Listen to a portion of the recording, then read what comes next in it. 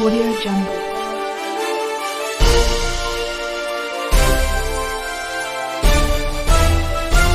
Audio Jungle.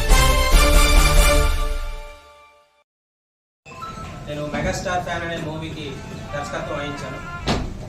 ఈ movie ముఖ్యంగా ఫ్యాన్స్ని అలరించడం కోసమే కాదు, మొత్తం అందరినీ కూడా వచ్చి సినిమా చూసిన ప్రతి ఒక్కరు కూడా హ్యాపీగా ఫీల్ అయ్యి బయటకు వెళ్ళేలాగే తీశాను సినిమా అని భావిస్తున్నాను.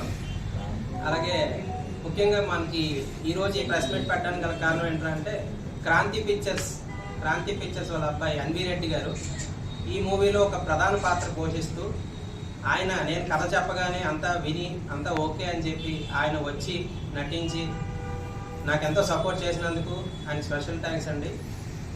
సో అలాగే ఈ సినిమా ఆగస్టు 22 చిరంజీవి గారి పుట్టినరోజు అయినటువంటి ఆ రోజున సినిమాని విడుదల చేయడానికి సన్నాహాలు చేస్తున్నాం. దయచేసి అందరూ కొంచెం సపోర్ట్ చేసి నాలాంటి చిన్న డైరెక్టర్ని సపోర్ట్ చేస్తారని కోరుతున్నాను. Thank you.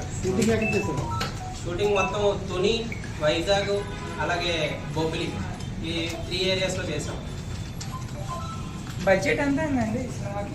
నియర్ అబౌట్ 90 దగ్గర అయింది సార్. 91 విషయాలు.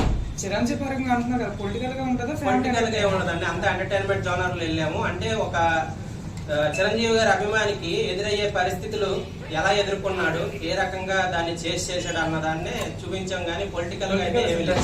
సెన్సార్ రిలీజ్ అనుకుంటున్నారా? OTT theatre release August 22 theatre release.